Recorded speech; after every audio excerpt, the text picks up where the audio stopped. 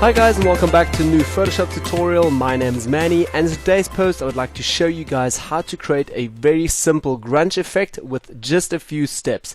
So as you guys can see, here's my before and this is my after. Let's also zoom in a little bit closer. If we zoom in, we can also see that this grunge effect brings out way more details and gives this whole image a more 3D look and more dynamic contrasty touch to it, and also way more details again. As you guys can see, here's my before again and after, before and after. So in today's tutorial, just with a few steps showing you how to create this very easy grunge effect.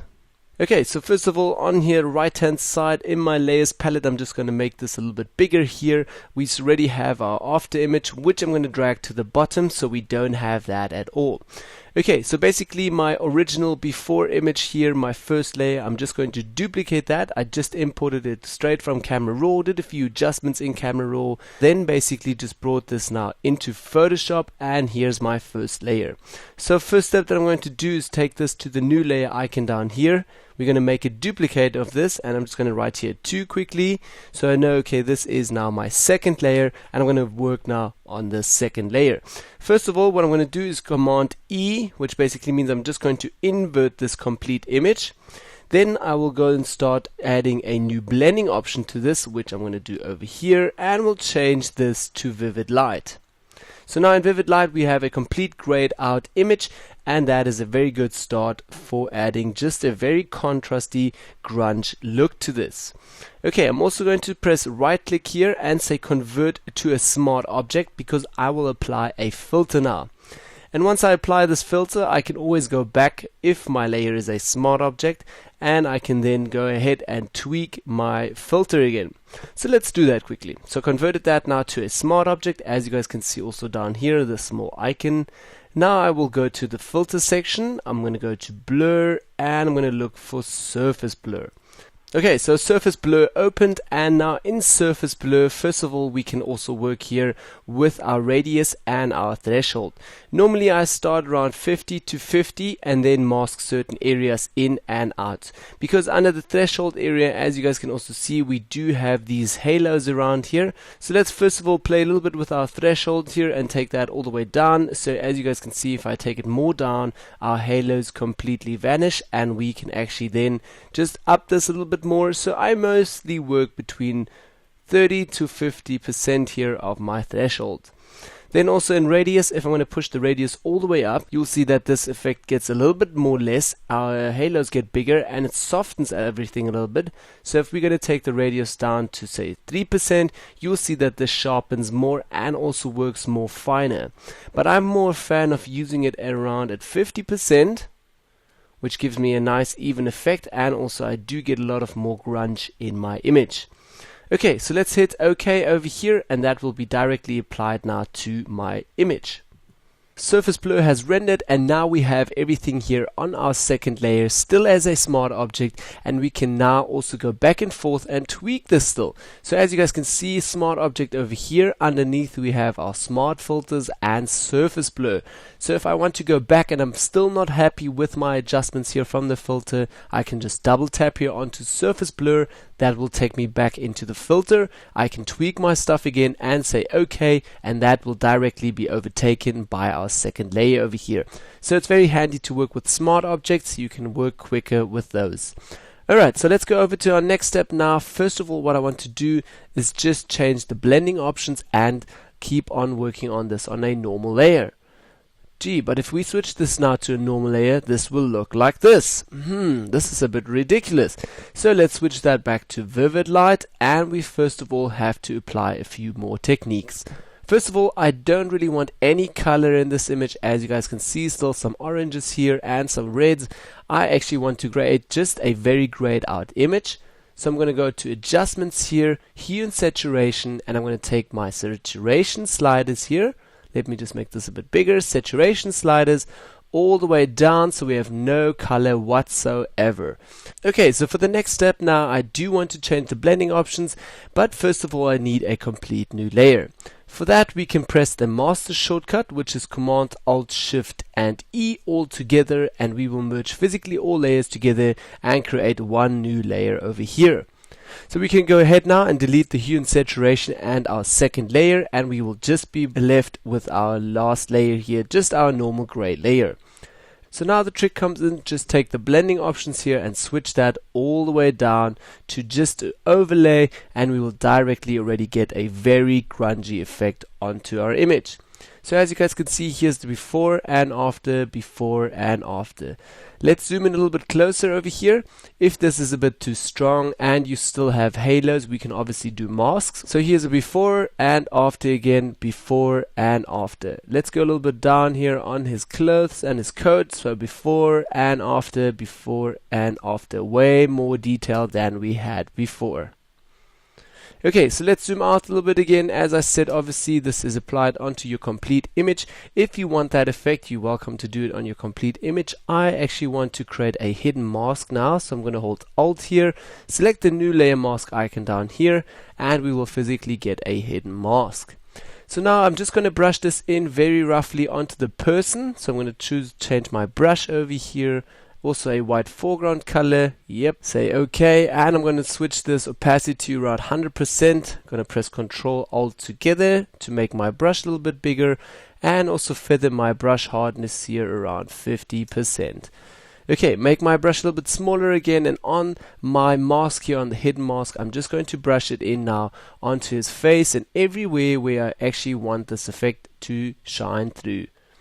Okay, so all over here, so I'm not going to do it too precise in this tutorial, rather just a little bit rough here. Okay, all the way through, at the bottom as well. Okay, and a little bit more, and over the sides here, and a little bit more. Okay, and that's basically all where I'm going to apply it to. Let's also quickly switch both of these layers off, so we can basically just see how rough we painted actually over here. Okay, a little bit more over here, and a little bit on this side. And a little bit more. Okay, and we didn't paint it too much on his hair, just a little bit. And I'm going to switch foreground colors, basically black foreground color now, and I'm just going to brush the sides away a little bit again, so we have a clean cutout. Okay, switch both of those layers on again, and if you want to, you can obviously also always do a selection around your complete person with a pen tool and create a very nice and clean mask over here.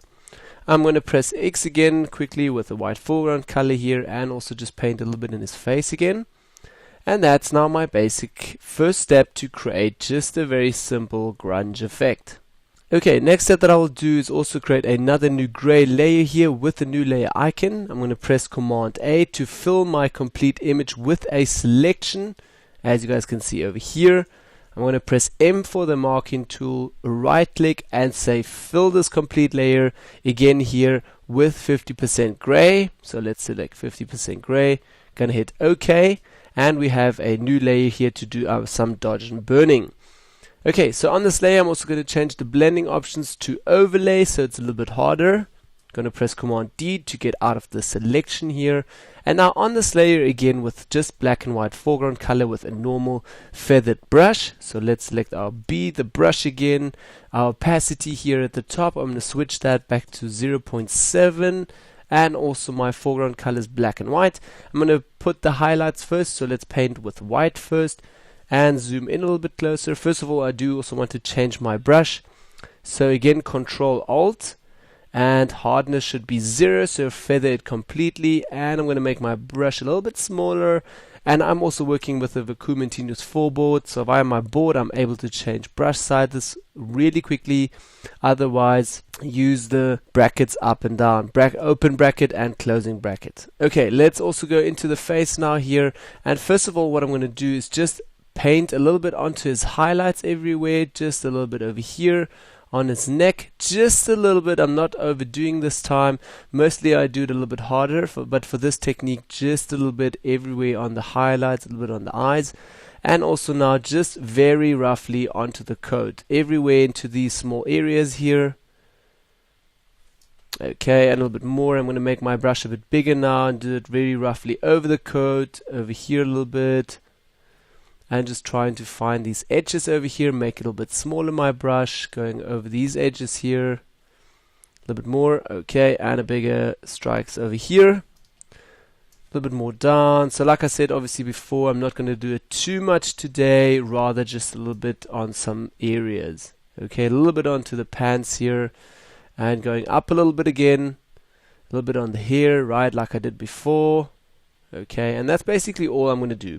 Switching now back to black, so we obviously have now black foreground color, so we can burn a little bit. And now with the burning tool I would work a little bit harder and a little bit more again, just burning these edges here again, and everywhere where we have a little bit of shadow I'm just going to darken these areas a bit. Okay, a little bit more. And over here, and obviously over his beard, I'm also going to burn that quite a lot. Going to make my brush a little bit smaller again, get all these small edges over here, nice shadows. Also over the beard a little bit more. Okay, and a bit more down here. So it looks very grungy. It's also a little bit too strong if you ask me. But this is now obviously your personal taste, and you can also obviously always change your opacity later. Okay, so let's go down here a little bit more. I'm also going to darken on the arm a little bit more, on his hand, also here on the coats. So with shadows, obviously doing it a little bit more. Okay, and like I said before, I'm not concentrating too much on my background today. It's rather just on the person and getting a little bit of a look onto the person. Okay, so that's basically all I'm going to do for, again, my dodge and burning. Let's just quickly rename this here, dodge and burn. So we know that has to do with dodge and burning. Okay, and next step that I'm going to do again is press Command Alt Shift E, create a new master shortcut over here, and we merge everything together now. And now my last step is just adding a little bit of a look and getting a unique color cast to this. So first of all, I'm going to go back to adjustments. Adjustments, I'm going to switch here to a normal black and white adjustment layer. So over here I have my normal adjustment layer, and I'm now not going to play or fiddle around too much with all my sliders here in black and white. If you want to tweak certain areas still, so you're welcome to go in here and also play a little bit. Say for instance, if I just want to select all the reds and make the reds a little bit brighter, I can basically just take the red slider and brighten the reds down here or darken them a little bit more. For my case, I'm just going to keep everything to the standard settings over here, and only step that I'm going to do is change my blending options here again to overlay, so we get a really hard effect on this black and white adjustment layer here. But now I'm still not too happy with the look over here, so I'm also able to take this to a soft light, so it's not that strong. And I also can take my opacities down here just to say around 60%. That looks already a little bit better. Let's turn that off and on again so we have more contrast, but I'm still not too happy with the colors. So let's double tap on here. We will be brought into the layer styles. And now obviously with our layer styles, we can go into the advanced blending options here, and under channels, we can turn off certain channels to get certain color effects. So if I'm going to turn off the reds, we will get this more yellowish army look to it. We can also turn off the greens here, and we'll get a very greenish effect, but I'm not too happy. So the blues as well, and we're back to normal. But what if we now turn the red and green on and switch off the blues? Then we get a more bluish vibe to it, with also more magentas in our dark sides, and I'm pretty happy with this effect. So this is now my overall look that I've chosen here for this image. I'm going to hit OK, and we have now applied this new color look just to our normal black and white layer adjustment layer here. I can also obviously then again take down my opacity, tweak this a little bit more, say around 50%. That should give me a nice effect now, and I'm pretty happy now with this. Okay, so let's sort our stuff here a little bit. First of all, I'm going to take all of these layers here that we just created, press Command G, and I'm just going to write here look. So I know that's all about this grunge look over here. So that is again now our before and after, before and after. Let's maybe quickly just take our real after that I had before and have a look. Yes, that was a little bit more on the greenish side than I actually had now. So a little bit more green before than I have it now. Okay, so but basically this is now my quick tutorial showing you guys quick and easy again how to apply this grunge effect with just a few simple steps onto your image. Here's a quick before and after again, before and after. Let's go a little bit more down here onto the hand so we can also see it a little bit better. Before and after, way more detail, more contrast, and it still looks very fairly sharp. So again, before and after, before and after. Like I said also before, this is not necessarily you always have to apply this at 100%. You can still take this look folder now and also take it down another 60%, so it's not too intense on your overall image and you're not getting too much of that grungy look. Just more or less a very decent grungy look, and you're not overdoing this effect. Okay guys, so that's basically it for this week's tutorial. I hope you enjoyed it, learned something from these few techniques here. Please do give me a thumbs up if you liked this tutorial. Let me know in the comments down below what you liked or what you didn't like, and also don't forget to subscribe. Thank you guys, and see you all in my next video. Bye bye.